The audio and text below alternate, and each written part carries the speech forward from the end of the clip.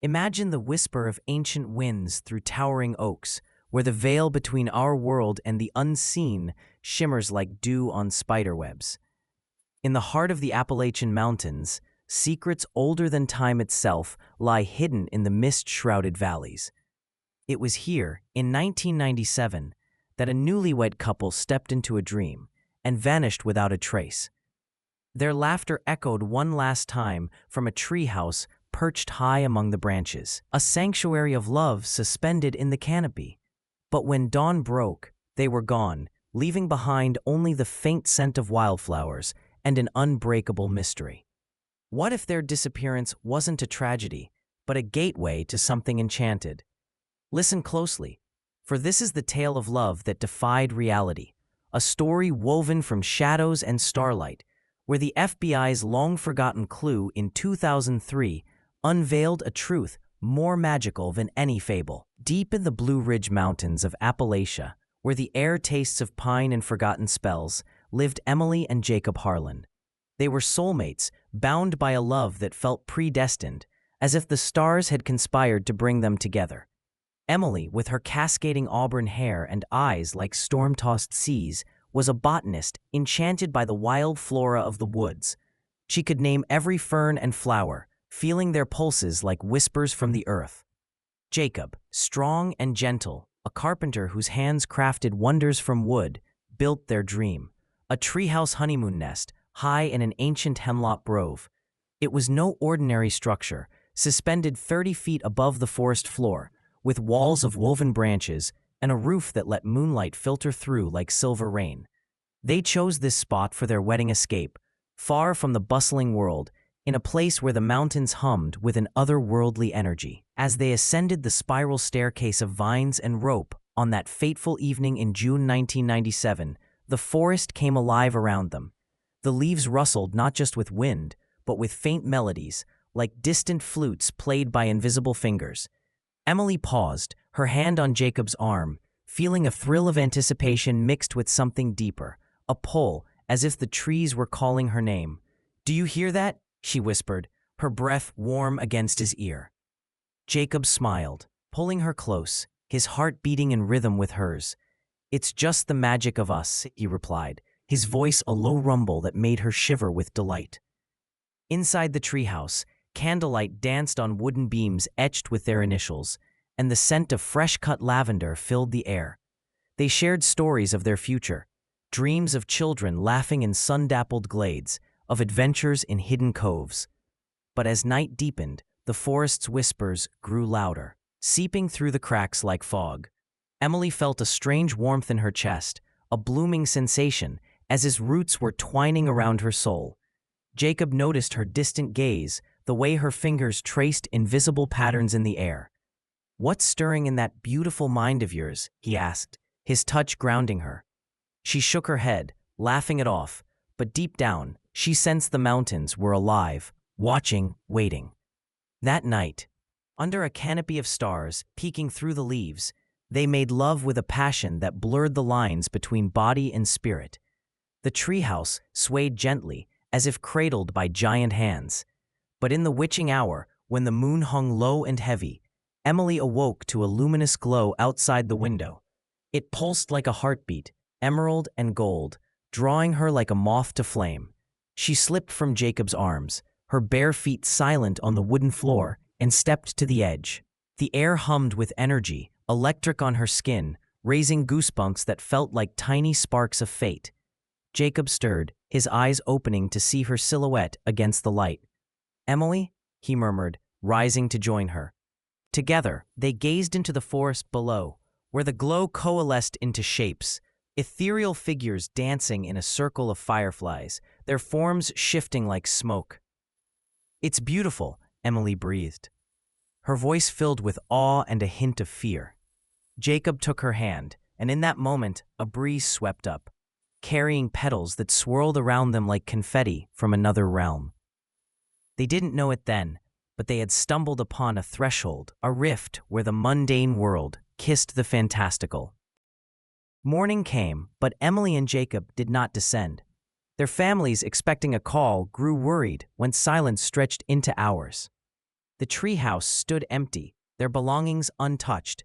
Emily's journal opened to a page sketching glowing flowers she'd never seen before. Jacob's tools neatly arranged as if he'd just set them down. No signs of struggle, no footprints leading away. It was as if the forest had swallowed them whole. Search parties combed the woods. Helicopters thrummed overhead, their rotors chopping the air like desperate pleas.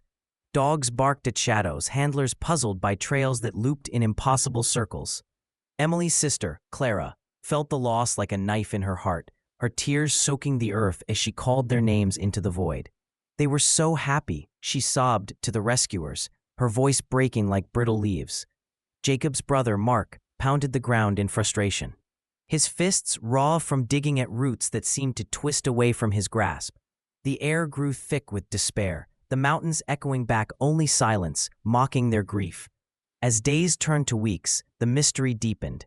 Whispers spread through the local towns, tales of Appalachian folklore, of fairy rings and lost souls lured by the old ones, ancient spirits guarding hidden glens. Some claimed to hear laughter on the wind, faint and joyful, but when pursued, it faded like mist. A ranger found strange markings on the hemlock trunk, spirals that glowed faintly at dusk, warm to the touch. "It's like the tree's alive," he muttered, chills racing down his spine. The FBI joined the hunt, agents in crisp suits clashing with the wild terrain.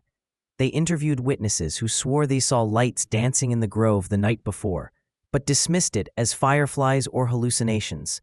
Yet in private, lead agent Harlan, no relation, but fate's cruel joke, felt an unease, a prickling at the back of his neck, as if unseen eyes watched from the underbrush.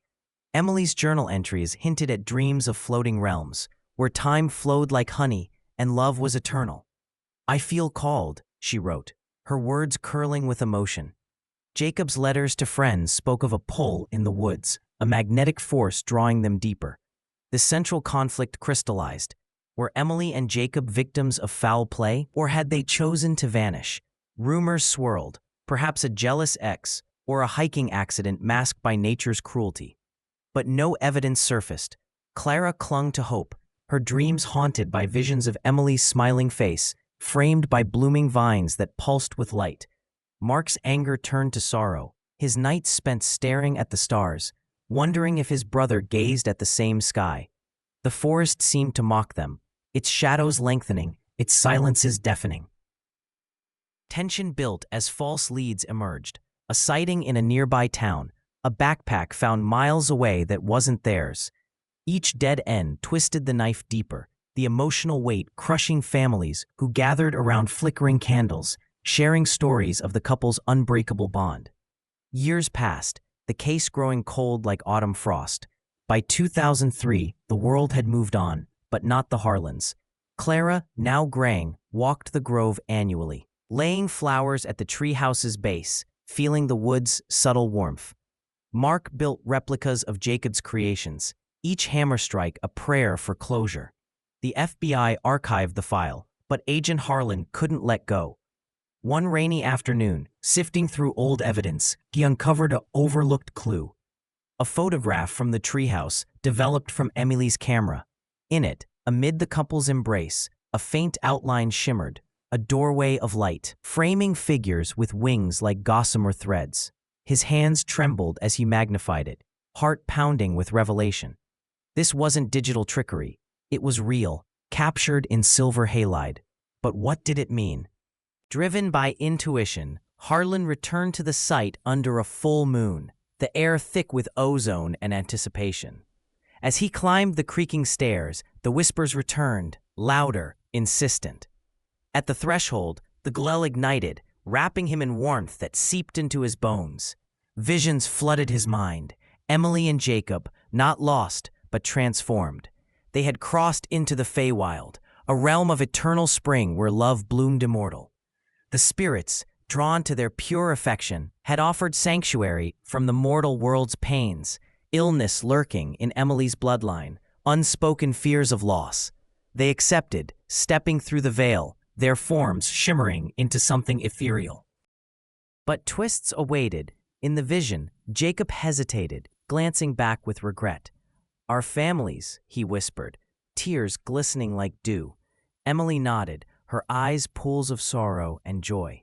They left a message, etched in the tree's bark with magic, a symbol that bloomed only for the worthy. Harlan touched it, and knowledge flowed.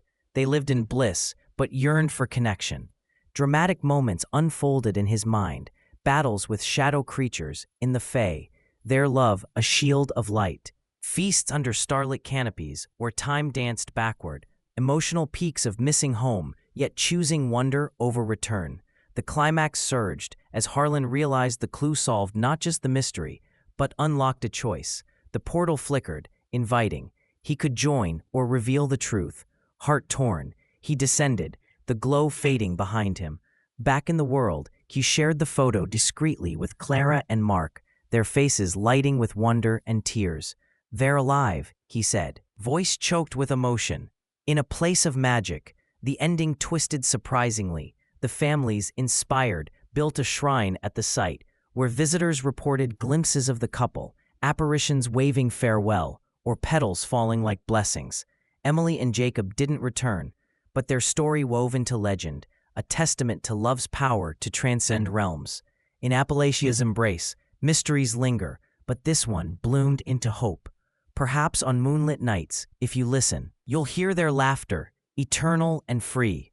What worlds await beyond the veil? The mountains know, and now,